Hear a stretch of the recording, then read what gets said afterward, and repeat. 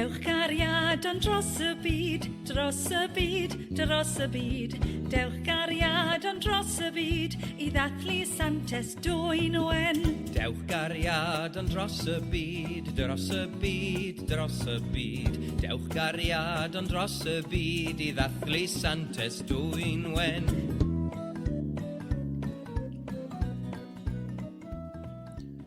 Croeso and welcome to Tales for Wales, the pod that never fails to be that twinkle in a loved one's eye, that flirtatious brush of the arm, that rush of blood to your naughty bits. I'm Jack, and as ever, I'm joined by the naughtiest bit of all, the randy boy of Cardiff, alumni of the Horny University. It's my fucking blinder, mate. It's Franco. You've won me round. I am in such a foul mood I could tell. Absolutely charmed me. I could totally tell. Just for the audience, we've been having some tech issues, shock horror. And when we finally got it back up and running, Frank's feeling like, I'm just going to press play, all right? I'm just going to press record. That's it. Done. I got to get him back on. Like the internet down the bay is just gone. So it's been like a final day that obviously the minute we're going to record it fucks off. So we don't know how much this will go. Mate, I was just about to tell you, moan about, right? I came into my little man cave room, turned the light on, the fucking bulb burst. And I was thinking, just as I'm logging on, I was like, fucking typical. And then when I heard your plights, I was like, I won't mention. It's not quite as bad. Even though this will probably come out in... Oh no, it'll come out next week actually. But I'm still in the fucking thralls of dry January, so I haven't even got booze to relax me. So I've just taken the biggest swig of my Erdinger alcohol free, and it's and it's surprisingly it does give you that initial because nothing. If you're frustrated and pissed off or annoyed, booze just chills you before it de-chills you. It makes dulls the edge a bit, doesn't it? To be fair, we're not angry drunks at all, are we? We laugh. We're fun drunks. Yeah, we usually just get we're either very giggly or we're going, I fucking love you, mate. Oh, mate, I love you so fucking much. Yeah, which is fitting for today's episode. But we always act like they don't know what the episode is. It's always so clearly it's literally there. We do a little synopsis and everything. I can't believe how much you charmed me with your intro, because I was thinking, how do I get out of this funk? I am pissed off. I'm annoyed. How am I going to turn this round? And then all I needed was a little coaxing from my boy. I got it. I wrote it. It was meant to be serendipitous, my friend. Yeah. I know. I think we should do that more often, maybe. That beer is actually really good. Yeah, honestly, I love that. I'm assuming it just tricks your brain going, it's a lovely beer. It just then tastes you don't like even think about it too much. Yeah. It's not a bad idea, because every non-alcoholic one I've had, it's just, you go, that's not quite right. Your brain just knows. Yeah. I'm only having one as well, because they're 100 calories, and the whole point of doing dry Jan is to have, less calories. Yeah. But it is quite nice to have one, and I probably will fail dry Jan this weekend. But 19 days in, that's not bad, is it? That's all right. That's fucking what? That's 2/3 of it. That's fine. That's half what Moses did in the desert, isn't it? Did you do 40 days, 40 nights? Moses in the desert? What? Yeah, I'm not up to date on my biblical studies. But yeah, let's go for that. Pay attention, mate. Wake up. Yeah. I'm sorry, I'll get out my personal copy of Babely Blant now. Yeah, which is a Bible for children, by the way. Which nearly all ungodly children like us were given in our... Yeah. Isn't it mad that our schools just used to sing Christian songs? In primary school. Did we do it in secondary school? Was our secondary school religious? I don't think it was it? I don't think it was. No, I definitely remember in primary. Yeah, I remember go into the what's gwasanaeth? Can't even think of that now. Assembly. Go to assembly, and they would make you sing Christian hymns. Seems a bit mad. You sing a lot of Christian hymns. But in secondary school, I don't think we did we? I think we were probably because just fart then twice. That mic's got some reach. I say got some reach. It was very obvious. If you can almost hear the tense in your core when you did it. I'm relaxed now, mate. I've chilled out a bit. Let all that stress go, haven't you? Yeah. Oh God, that's awful. Is that a new low for the pod? Oh, maybe. New year, new us. Yeah, we'll see. Yeah. We'll see if that stays. What are you drinking anyway? Delight me. I'm just on my last kind of Budweiser, nothing too exciting. But then, because we're not having a mad one, I've brought up very fancy, nice, a Mortal Bunny spiced black cherry rum, and I'm gonna have a couple of them. You did your Borat then. Very nice. A very nice Mortal Bunny. I have a very nice. It's 2024. We're still doing Borat. I know. Will never die. We're all about history, mate. It's history of bands, isn't it? So, sorry, I'm settled now. I'm finally like chilling a little bit. You found your funk again. Frankie got his funk back. it's the new hit TV show we're gonna make. Should we? Before we get into brass tacks, how the hell have you been, you little rat bag? We haven't done one of these in a while, man, have we? Feels like it. Definitely feels like. I think we did one. Maybe we did a couple of lunchtime ones, was it? Maybe. We did do an evening one, though, a couple of weeks ago as well. Oh, we did. Yeah, it feels like forever, though. It feels like it's been a while. I think it's because we had a bit of a hiatus over Christmas and New Year. Intentionally so. And I've not been drinking for these, so they we don't stay on the line as much. So they're not worth shit to me anymore. No, but usually we stay on the call afterwards just talking bollocks for hours, don't we? Yeah. Like if we start recording at 7, we sometimes don't finish till like 1:30 in the morning. We just stay up chatting all night, like a bunch of chatty Cathys together. We a lot of the time, just for the viewers, a glimpse behind the curtain. We plan stuff for the pod, and then the next sort of days or weeks we go, what did we say? And we're like, I don't remember. And we got this muddled spreadsheet that we sort of like hapdashedly put together on the thing. Go, what the fuck does that mean? We have to just re-go over it. Abergavenny, question mark? Okay, yeah. Yeah. One for Franks, and it's like next to nothing. I think we probably could tease in this. We mentioned last week we're going to launch Patreon. I think we should say by the episode that next comes out, we'll have we've already recorded them. Okay, right, yeah, it's due. It's probably going to come. I'm just going to guess now because I'm not going to open the spreadsheet, but it's going to be about early Feb. I reckon. That a right guess? By the 10th of Feb, we'll have it up. Because we hold us to that. Yeah, the hold reason us why to it and slap us in chains if we don't release. But we have had people message us saying like sometimes our order of things out in terms of like we'll say something then we'll reference it in an odd way because we've already recorded them. We record them but don't always release them in that order. So some people have been like, "Oh, what did he mean? You just mentioned this." So people pay attention to that stuff. So just in case anyone cares, we recorded 2 episodes that are coming out in the next 2 weeks, but then we realised it was Santes Dwynwen, and we were like, oh, we should be more current and kind of like, a bit more on the ball when it comes to like Welsh things of importance. So we thought, okay, we'll move those back. Do Santes Dwynwen really quickly before it comes out. We like to have a buffer for ourselves, don't we? Yeah. But so this one's a quick fire one just to get it out in time. Off the hip, to get it out on time. We only thought about it like Jack only thought about it last week. But it means we've got 2 in the bank, and then after those 2 in the bank, which should take us to like the 11th of Feb, we'll then launch our Patreon. So we'll have all the details in it then. So in the next 2 weeks, we won't talk about the Patreon. This is so confusing. So we've mentioned it like this week and last week. Oh, I have no idea, man. Fuck, I'm so bad at this. To me is maths, and maths makes me want to fucking vomit. Basically, it's not always. We tend to do them in order, but this one will be the latest one we've done chronologically in terms of recording. But then the next 2 after that will have recorded before this episode, if that makes any sort of sense. So and you might not even care about this. You might be thinking, "Shut the fuck up and get on the episode." I don't even care. What the fuck are you on about? No, yeah. I don't know why I get so obsessed around things. Anyway, that's fucking boring. We always do that, don't we? Go, "Oh, that's too short an episode. That's too long." We're making rules for ourselves. We don't need to do this. Yeah. Let's get over that boring stuff. Let me tell you about today's incident that I texted you about earlier, but I thought I'd save it for the pod. But so I went today to get my heart scanned because I'm still going through the old fat heart syndrome or whatever, with like enlarged heart. So they think my heart might be a bit too big because it keeps like the beats are too far apart. I imagine it's dum dum. Just like really cartoonishly slow. I'm thinking of like it is in Looney Tunes where you see the physical like heart thing like coming out your chest. Yeah. And then an attractive nurse goes by, and I turn into that wolf. I go, yeah, Wooga. Yeah, your eyes pop out as well. Yeah. It's a separate issue, but yeah. I've got cartoonitis.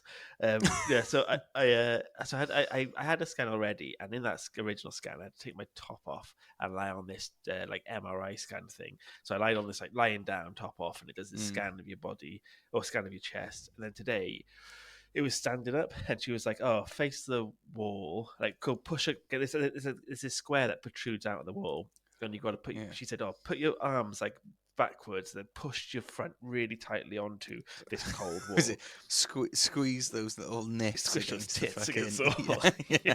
Tits against the wall, ladies. So then she told me what to do. Then she went to go sit down. And then she looked up, and she was like, "Why have you got your top off?" And I thought it was the same situation. I had to take my top off again. And so she said, "Why are your trousers down as well?" What's going on? Why you got your top off? And I went, "I don't know." It's really bad. Hello, nurse. Yeah. But I was just there, sat like my body against the wall, and I just had my like head looking back of my shoulder in the most cockish way. Proper was tits and nips against the fucking glass. And then when I left, I just went, "Sorry," instead of goodbye. And I find myself so often just leaving a situation saying, "Sorry, sorry, getting it right. Sorry, be here. Got my top off." Just imagine it. Yeah, why have you got top off? Hey, let's relax. Let's all be comfortable here. Like, no, it was more just like so awkward. I just like. Just panicking. I don't know. I don't know what's happened. A bigger boy came in and took my top clean off. Absolutely fantastic. That is a good anecdote. Once again, you cannot let anything be natural. 10 out of 10. You can't just say, "Oh, let's have a bit of preamble before the pod." That was good. I rate it. Thanks, mate. Do you ever? We haven't spoken about it. What shenanigans have you been up to, man? Well, I've been in the Emerald Isle, as you know. You have? Betrayal! I wondered why my back was hurting. I knew this was coming. Hang on, I got a whole bit about this. Let me get into it. I wondered why I could feel a pain upon my back. I could feel a shift upon my spine because there's a knife embedded into it by who other than my dearest boy, who must have forgot my number or something because he went to Dublin without me and brought another friend. It was 'twas not my fault, okay? I didn't know anyone else was coming. I thought for the viewers, listeners even, my wife booked for my birthday a trip to Dublin. I thought it was just me and her, little romantic getaway. Back because I love Dublin and all that. I thought, very thoughtful. Went over, got over there. Right, got off I'll give you the whole story. Actually, it's much better. So on the plane over, me and my wife are notorious for going to bed like stupidly early, like proper granny bedtimes, like 8:30, 9.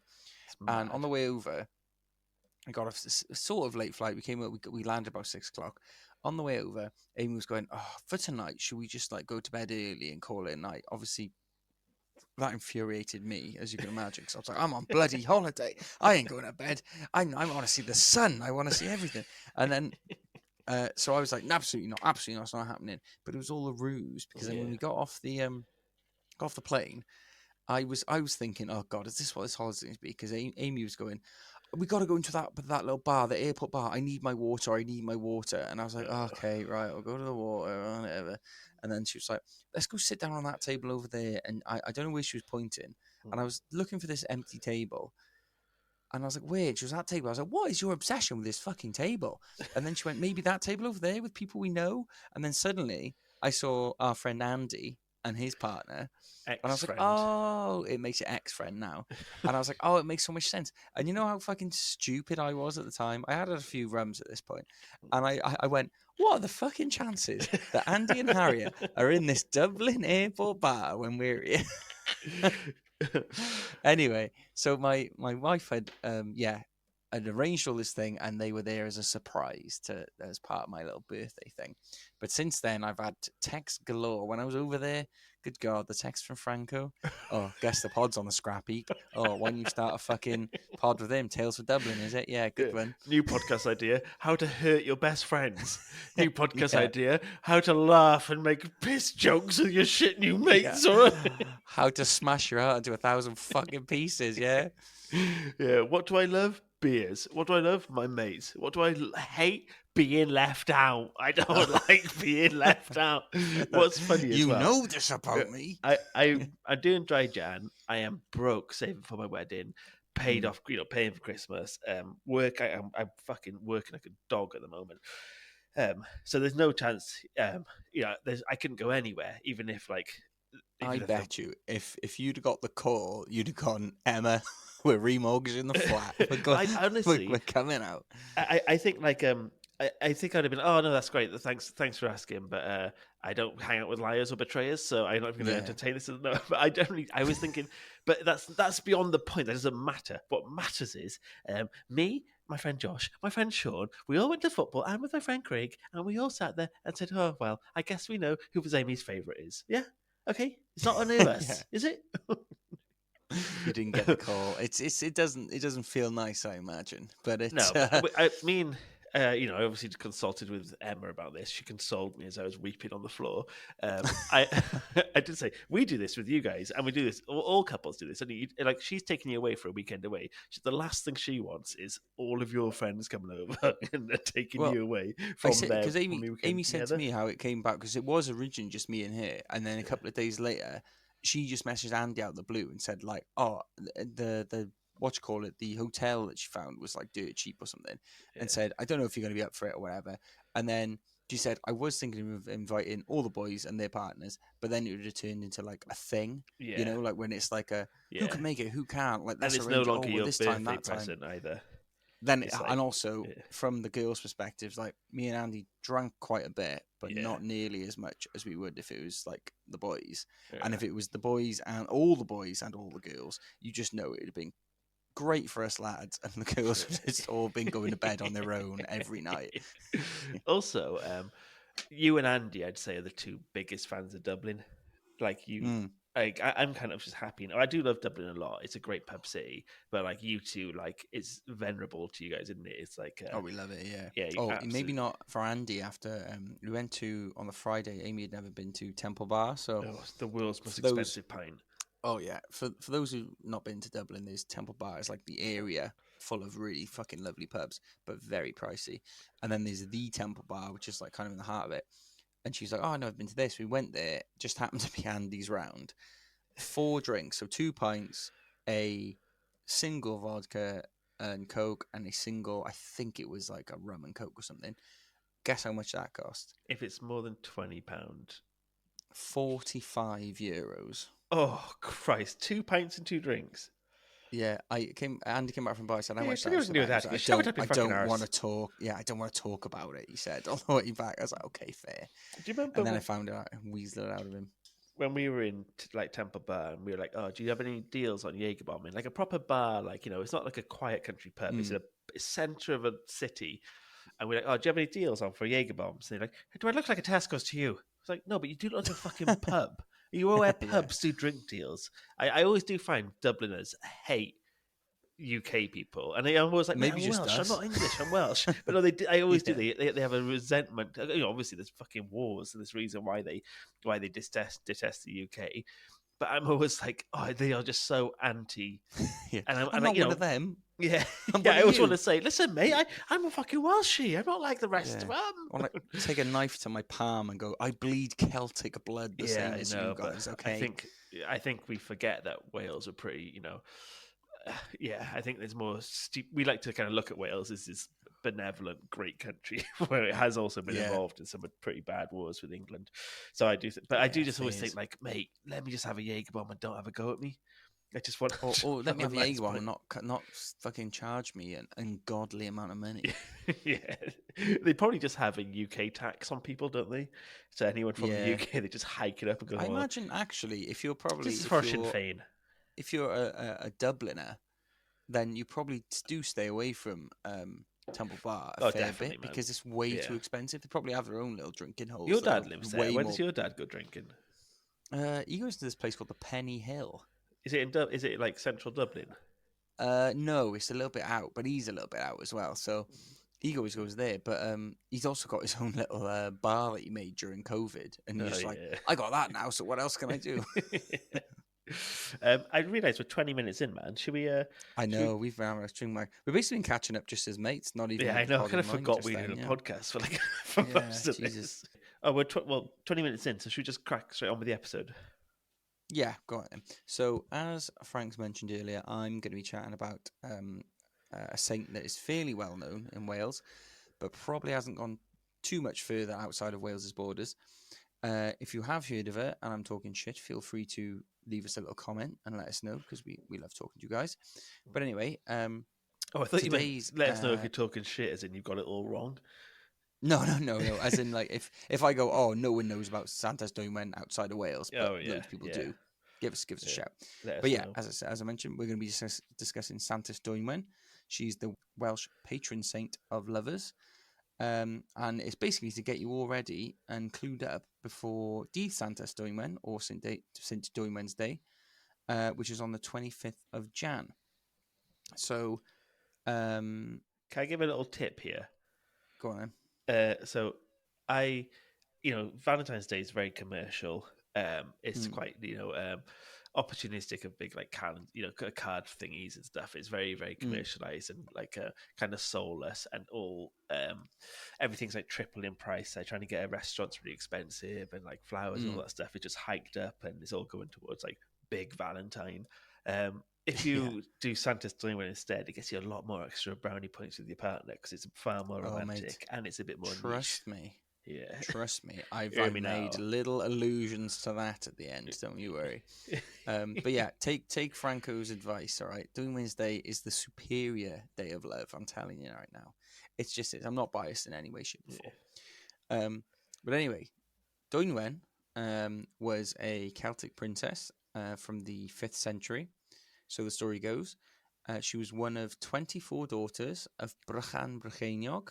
He was king of the land that we now know as Brecon. Well, now we English know speakers.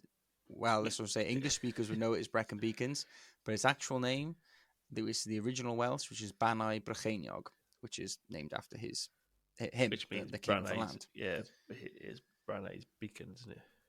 Brycheiniog's Beacons, yeah. Yeah, that's it. So, not only was Dwynwen one of King Brychan's daughters, she was also said to be the foxiest one of the lot. And loads of 5th century men were pining for her back in the day. They couldn't believe how bloody beautiful she was. She's gorgeous. So, she was bloody gorgeous. And unfortunately for all those lads, Dwynwen had the hots for only one particular lad, a young boy named Maelon Davadrich. Now, I couldn't find if Davadrich had any particular meaning itself, but I did notice that if you split it up, it does make the Welsh words for drill tongue. Oh. So make of that what you will. I don't know if Dwynwen just love a good tongue lashing or what. But... So it mutates from Tafod to Davod. Yeah, it's a mutation. Yeah. I'm playing fast and loose with the grammatical rules. But Davod and Drill is drill, Davod is tongue. So drill tongue. The old tongue tornado. The old mail on the old drill tongue. I bet he was fucking working his way through the girls. What's gun? Drich. Drich is gun, isn't it? What's that? Drich with a CH is a gun. Drich with the CH. Drich. I thought. What's gun in Welsh? Gun is. I thought it was gun. GWN. No. Oh, maybe it is. I always thought it was Drich. Let me have a little quick. Drich. I don't know what I'm on about here. Drich is a mirror, isn't it? Yeah, Drych is mirror. So anyway, Maelon Davadrich was the son of a neighbouring king. He and Dwynwen very quickly fell madly in love, planned to spend the rest of their lives together as little virgin plus ones. For those who don't know what virgin plus one is, it's basically someone who's had sex once. So that's what we used to use in uni. I don't know why. With this in mind, Maelon went to King Bracham to ask for his daughter's hand in marriage, but was denied permission from the king. Bracham denied Maela his daughter's hand as he'd already promised it to another prince from another kingdom that would better suit his ambitions.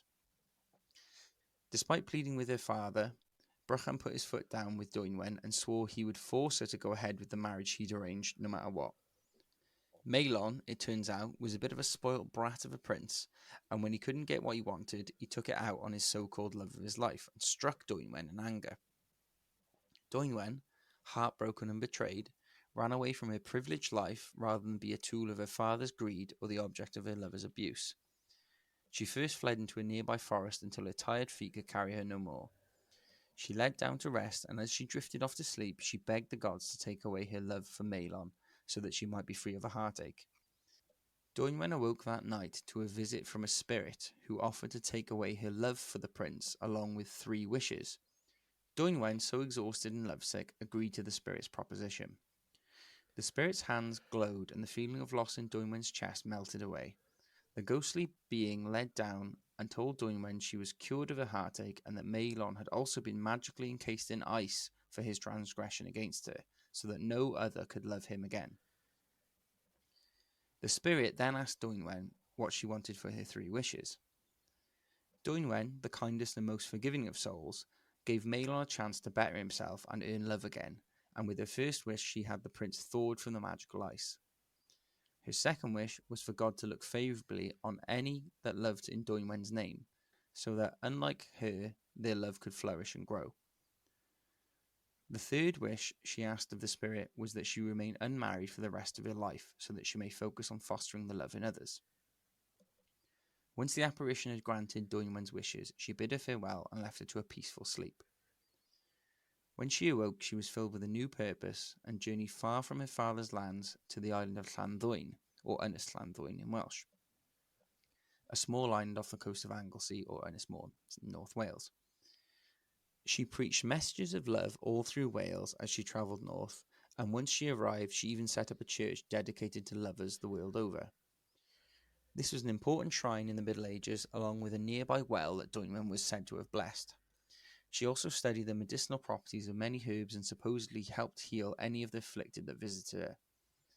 She also had a fondness for animals, and as well as being the patron saint of lovers, this is a slightly unknown fact, she's also the patron saint of sick animals. Oh. So, all in all, she sounds like a bloody lovely lady. Dwynwen, she died around 460 AD, and both the church and the well became popular sites of pilgrimage. And it was actually said that the fish that sometimes found themselves in the well were sacred, and they could indicate lovers' destinies. Now, I tried to find out how a fish could indicate things, but it was a bit of a mixed bag. So some sources said you could actually physically pick the fish out of the well, ask it questions about your relationship, and it would answer you, like in your native tongue. Like that big bass. Remember that bass you spill on the wall? Yeah, and it'd sing you a fucking country song. But what song did that bass used to sing? I can't remember, I was racking my brain to think of it I gotta quickly Google what Billy Bass sings. Go on then. We gotta drop that in here as well, I think. Oh yeah, definitely.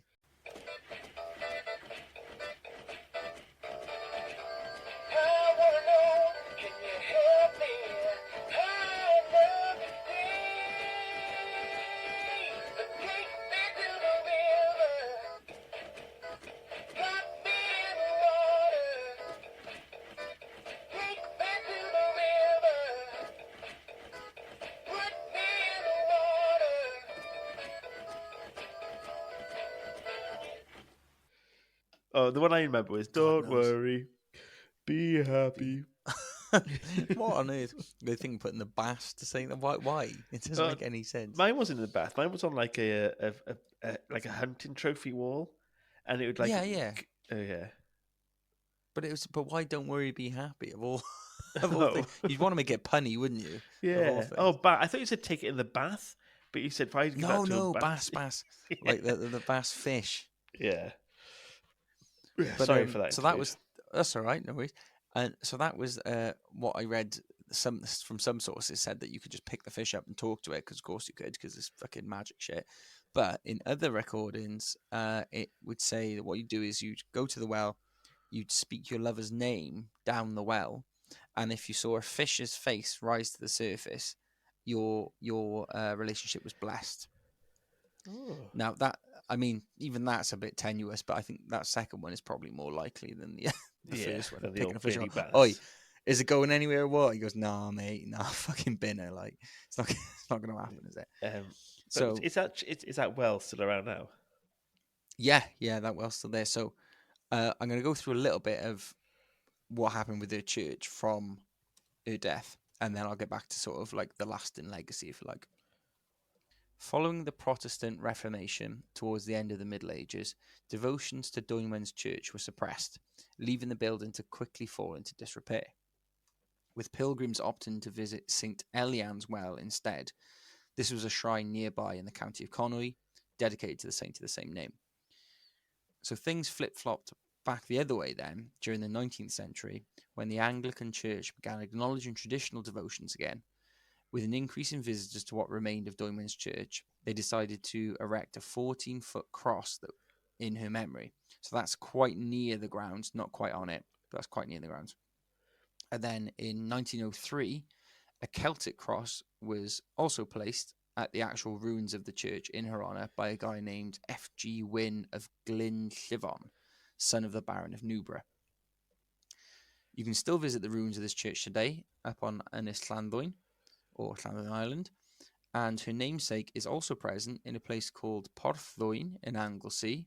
Now, that's not too surprising to have something up in North Wales to do with her again, but I was very impressed with this. There's a church in a place called Advent in Cornwall called Sen Adwyn, which is in her name as well. Oh. And I thought that was pretty fucking cool. Well, as I'm getting older, when me and Emma go places, I love seeing old churches, and I'm not religious at all, but like I am obsessed with history, and I love like touching a beam from like a 15th century barn and knowing someone from 600 years ago or whatever it is, 500 years ago, touch that and put that there. And I think it's like a direct link. You're touching a hand from the past. Like, you know those mudlarks in London who go through the Thames when the tide's out, and they go through, and because of the oxygenated clay, they pick up like amazingly preserved stuff from thousands of years ago or hundreds of years ago. It's mad, isn't it? And I love that. They touched it. The last person who touched that dropped it and it fell in the water, and now it's being picked up, direct link. And I always find it like a direct link. And I think churches are like that. Like churches are, because they're one of the few, castles got knocked down, especially in Wales. Loads of castles got ruined during the English Civil War. They used to just like dismantle them and smash them so they couldn't have either side couldn't use it as a refuge. So loads of the churches in Wales now look like they're demolished. They had looked perfectly fine up until the English Civil War. But churches were left unscathed, and churches in Wales go back for ages and ages and ages. I do like the churches as well, like you say. It's me and you don't, we're not big religious guys or whatever, but because people were back then, the building of churches and stuff is given like a lot of reverence. So they're obviously they're often quite grand, and like you can see how much and the way that things used to be built back then, the amount of time and effort that would go into it, and it's a real. Some of the architecture is amazing. You get to physically see what they would have seen. So like I love that. And like Christianity in Wales, I was reading this the other day that like it dates to, because I was thinking, so when did we stop being pagans in Wales, and when did we stop doing Roman, because the Romans came, did we adopt neither their religion? But Christianity in Wales dates from like the 4th century, and by like the 7th century, because of like Roman and Celtic missionaries, the whole country was completely Christian. And then when the pagan Anglo-Saxons invaded Britain in the 5th century, Wales was one of the strongholds of the Celtic Church. So like she's from the 5th century, which is when like the Anglo-Saxons were coming in and stuff, and churches would have been struggling in England. In Wales, that wasn't the case. It's interesting as well, because if you look at it, it's like to get the like Welsh, which would have been Celts at the time, on side when the like sort of Christian church, or what would be, I don't know, pseudo-Christian back then, I don't know what you call it. They allowed certain practices they maybe wouldn't in places that were like diehard Christians, because they knew they weren't. The whole thing was to convert. So it's like this weird mix of like this old pagan rituals and what would at the time be considered considered modern Christianity. It's just very interesting, like how this like muddled religion come out of it. Yeah. I wonder if we should ever do an episode on religion, but I mean, I don't know, because it's quite boring. Also, I find as well. religion really boring. Yeah, I'm glad we're on the same page on that one. Yeah. All right. Well, that's it. This is our Christian episode. This is our Christian episode. Consider it that. Yeah. Who was I? So, so that was cool. I thought there was Santes Dwynwen in a place called Advent in Cornwall. That was good. That was good. That's what I've just said. Done. Next. Was good. Done. Finish that little line I've just written. What I meant was that was interesting. Yeah. In a more natural way. So, as for Dwynwen's lasting legacy, it's hard to say definitively how long the Welsh have noted the 25th of January as St. Dwynwen's Day.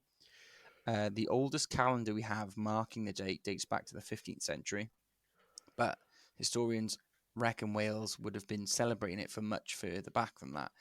Some even say back since her death, basically in the 5th century, or not long after. So it's one of those classic things where between the 5th and, I don't know, maybe 10th or something like that, we didn't really write things down. Well, even then we didn't. We always say this. Yeah. Oh, sorry, not 10th, 15th, I meant. Yeah. So it's anyone's guess, but people do reckon that we've celebrated it for a while. In Wales, at least. Despite this date being noted for so long, it did fall out of fashion as different religions and theologies spread through Western Europe over many, many years. But Dydd Santes Dwynwen has had a resurgence in Wales in recent history. There was a really big push from the Welsh Language Board to brand it as the Welsh Valentines Day, which is a pretty easy leap to make considering Dwynwen's background and everything. And in 2003, they partnered with Tesco. For those outside the UK, that's like one of, if not the biggest supermarket chain here. They partnered with Tesco, and Tesco distributed 50,000 free cards across its Welsh stores that were themed similarly to what you'd expect from a Valentine's card. The difference being that messaging would either be Welsh or bilingual, and promoted Dydd Santes Dwynwen, or St. Dwynwen's Day, as a day of love akin to the Valentine's Day we all know. In one of these 50,000 cards was a special heart, and whoever found that won a prize. Oh. I searched high and low for what this prize was, but I couldn't find it, annoyingly. I can only assume it wasn't the greatest, because you know, these sort of government-funded language things don't usually get the biggest like purse to do promotions with. But this is something I found that was really nice, though. They also set up a hotline at the time. So if you wanted to write your loved one a message in Welsh in your card, but you didn't speak Welsh, you could phone them up, say what you wanted to say, and they would translate it over the phone to you and spell it out to you and everything. Oh, that's class. I imagine that wasn't the busiest line ever, but that is still such a lovely thing to do. And I was thinking, you know what? I don't mind money going to people to do a service like that, because I think that's quite nice. Even if you only had like tens of people doing it, I thought that was quite nice. So the chair of the Welsh Language Board at the time, a chap named Rodri Williams, an incredibly Welsh name, as you'd expect, he said at the time, why, and this echoes your sentiment earlier, Franks, why wait until St. Valentine's Day to make your romantic feelings known when you've got our own Welsh opportunity to say, Dwi'n dy garu di, I love you. By making your feelings known, Dwi'n dy garu di. Do you know that song? Yeah. Put that in, that's a banger. Yeah, we'll put that one in.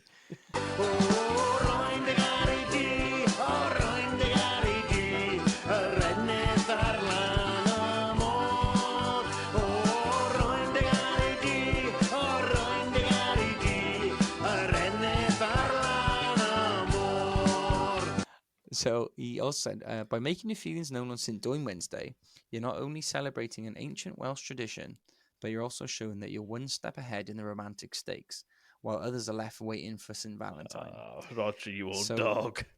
So the die has been cast. If you wait for Valentine's Day, you're a Roman-loving fucking chump who doesn't rate their partner enough to prove their love in January. All the alphas, all the top shaggers, we're all celebrating St. Dwynwen's Day, baby.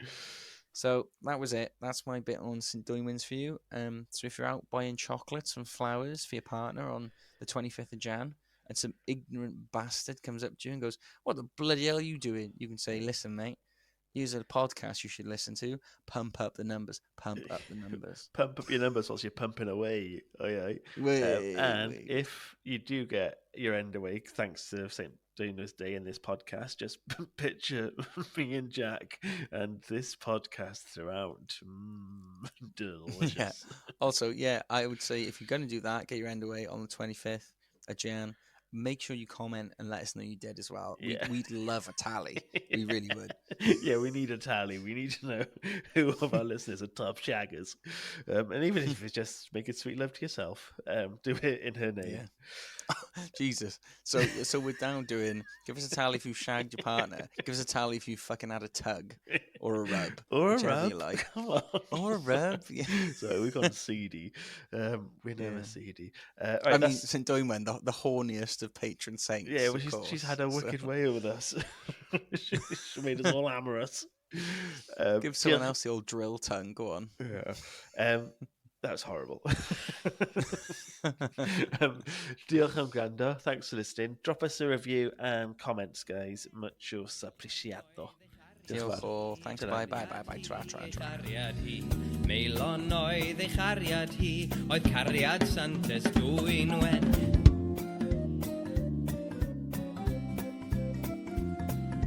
Dewch gariad ond dros y byd, dros y byd, dros y byd.